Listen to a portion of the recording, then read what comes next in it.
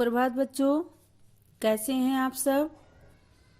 बच्चों, यह गीत सुनकर आप सब समझ गए होंगे कि आज हम किस पाठ का अध्ययन करेंगे। जी हाँ, सही पहचाना आपने। आज हम कक्षा 5 की रिमझिम पुस्तक से अध्याय 13 स्वामी की दादी कहानी का अध्ययन करेंगे। इसके लेखक हैं R.K. नारायण और अनुवादक मस्तराम कपूर जी हैं। तो आइए शुरू करते हैं। बैठक और भोजन कक्ष के बीच कम हवादार अंधेरे गलियारे की बंद सी कोठरी में स्वामीनाथन की दादी अपने सारे सामान के साथ रहती थीं। बच्चों, बैठक और भोजन कक्ष के विषय में जानते हैं आप। बैठक कक्ष वो होता है जिसे ड्राइंग रूम या लिविंग रूम कहते हैं, और भोजन कक्ष वो होता है जहाँ पर भोजन बनाया जाता है। उसको हम रसोई भी कहते हैं। बच्चों, और भी कमरे होते हैं घरों में, जैसे शयन कक्ष जहाँ सोते हैं, अध्ययन कक्ष जहाँ पढ़ाई करते हैं, स्नान घर जहाँ स्नान करते हैं यानी नहाते हैं आदि। बच्चों, दादी का सामान था 5 दरियों, 3 चादरों, 5 तकियों वाला भारी भरकम बिस्तर। भारी भरकम यानी वजनदार, और पटसन के रेशे का एक वर्गाकार बक्सा। बच्चों, बक्सा किस चीज़ का बना था? पटसन के रेशे का। पटसन जानते हैं किसको कहते हैं?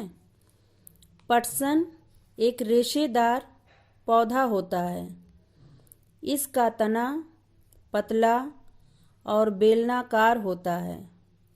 इसके तने से पत्तियां अलग कर पानी में गट्ठर बांधकर सड़ने के लिए डाल दिया जाता है।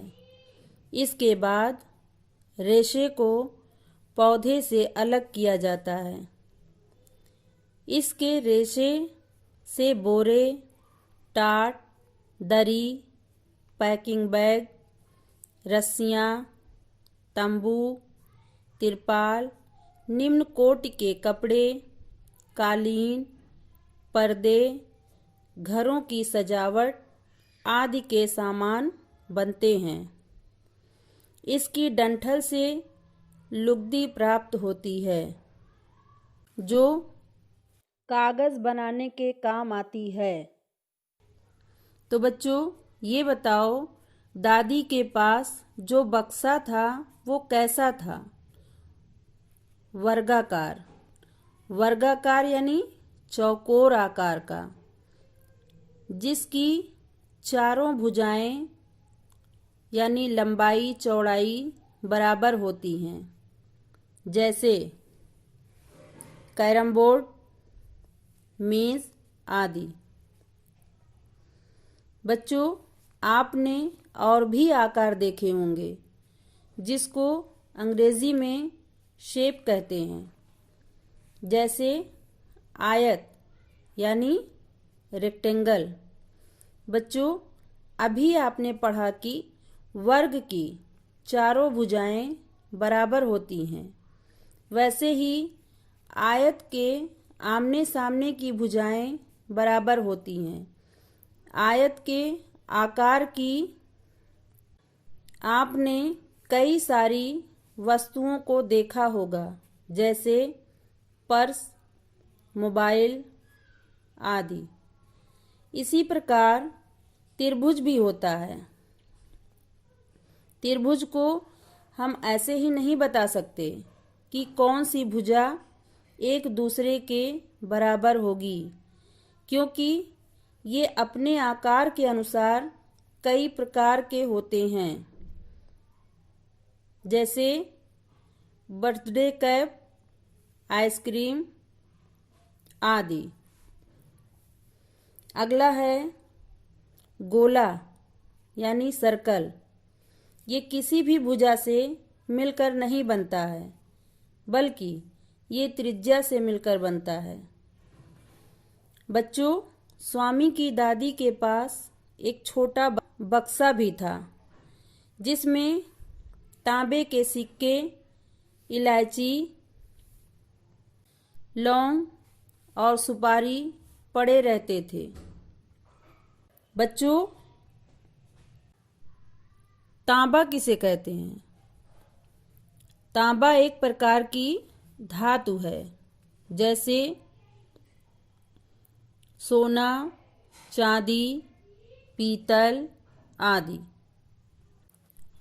तांबे के सिक्के बनाने के लिए तांबे तथा लोहे का इस्तेमाल होता है। बच्चों, क्या आपको पता है कि सिक्के कौन कौन सी धातु के बने होते हैं? सिक्के तांबे, सोने, लोहे, पीतल, गिल्ट आदि के बने होते हैं।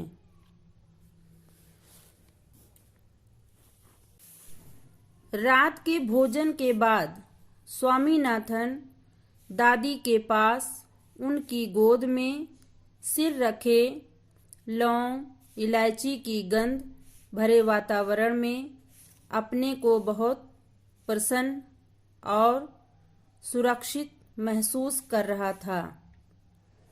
तो बच्चों, आज बस इतना ही।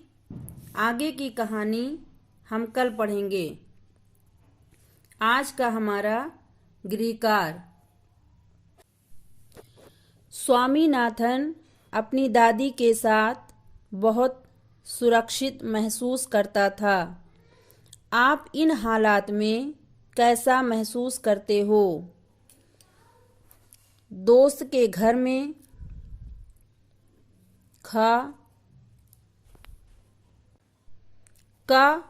दोस्त के घर में जब आप पहली बार किसी के घर जाते हो। रेलगाड़ी या बस में किसी सफ़र पर। जब तुम प्रधानाध्यापक के कमरे में जाते हो। धन्यवाद।